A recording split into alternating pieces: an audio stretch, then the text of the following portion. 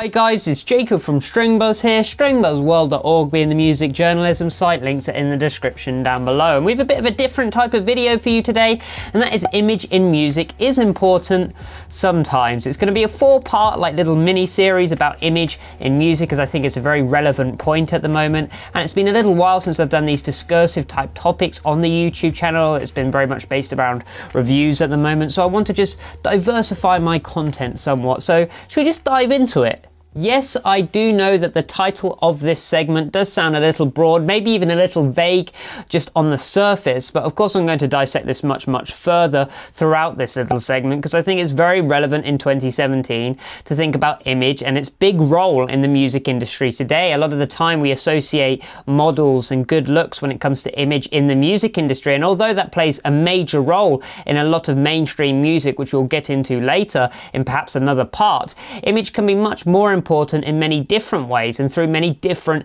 methods for a good reason. I'm going to start with half of the positives in this video, since the balance between both the upsides and the downsides is so fine and so evenly weighted that it could take an age to really sum it all up, or every single point, into just one piece of media. I'm going to split the positives into 4 subcategories, those being the spectacle, the aesthetic, the personality, and the musical experience. And some will leak into others, but that's the whole point of it. Again, on the surface, these are blanket phrases which again seem a little bit broad, and although they have connotations from immediate perspectives, I still want to give my 2 pence about why each one is relevant and important in the music industry today. Starting with the spectacle, with the passing of greats like David Bowie and Prince tragically last year, suddenly we were re-exposed with imagery that matched these larger-than-life musicians. An interest in image seemingly did re-arise during this period due to their iconic looks in collaboration with their iconic music.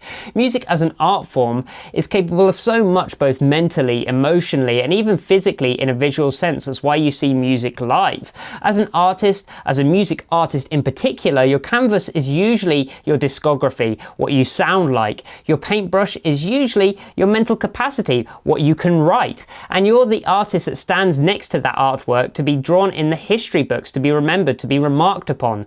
Although you may not see image as being that important next to said artwork, and the artwork being the most valuable thing there, sometimes the image alone can sell the artwork from appearance alone.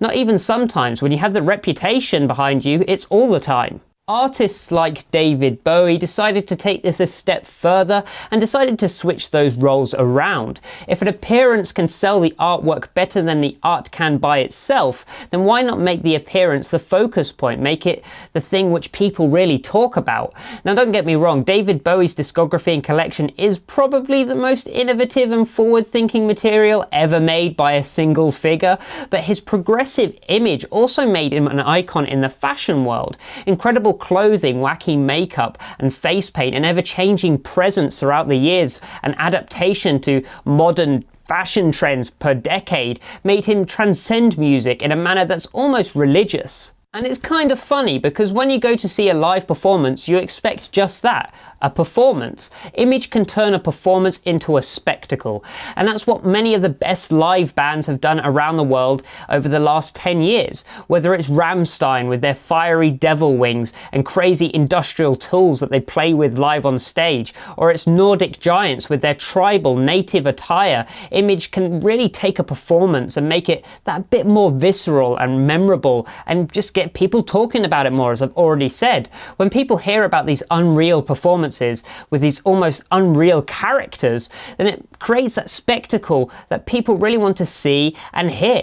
In a generation which has forced musicians into only making cash from live performances, the spectacle has hence become an incredibly important aspect of the music industry today. Moving on to the second subcategory in this video, we have aesthetic. Now, you ever wonder why you hear more quotes from graphic designers in music forums than you do from studio owners? Well, that's because every group has to build their own aesthetic, and that's usually based around graphics. The aesthetic helps create a visual style that matches the music, matches the musical style, helps create your band as a style, whether that be genre related or whether that just be based around a period of time which you're setting your music in.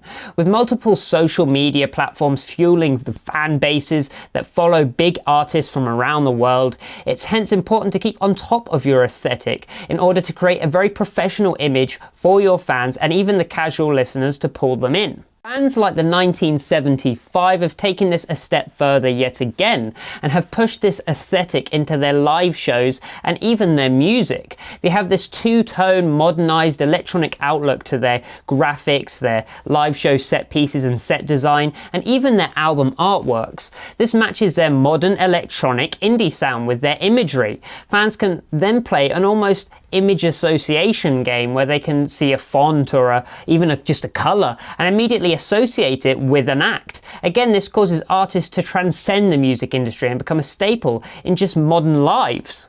There are actually now genres built on aesthetics alone that can be instantly recognizable to many. I mean, you've got to think of things like the vaporwave movement, the EDM movement, the grunge movement even, and perhaps even the nu metal movement to an extent, and how you can hear those words and think of different images and colors immediately. It's almost incredible to think how subconsciousness works in comparison to musical figures that can be so influential from a visual standpoint that you can see across and just think of bands like Black Sabbath and Judas Priest. You can see green and yellow, just the colors green and yellow, and instantly think of reggae and all the biggest artists in reggae. Or you can even see like some dog crap and think of Bring Me the Horizon. No, but in all seriousness, aesthetics are something a lot of people joke about in modern culture, but we all take much pride in, especially if you're a music artist. It can turn your sound into like a living entity that can relate itself to modern day terms and colors and all these things I've already stated. And to me, that's kind of crazy, really. So that will wrap up the first part of this 4-part series.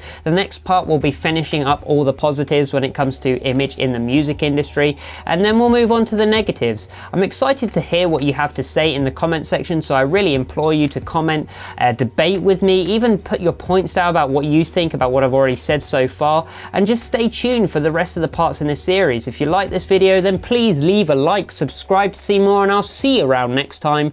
Bye bye.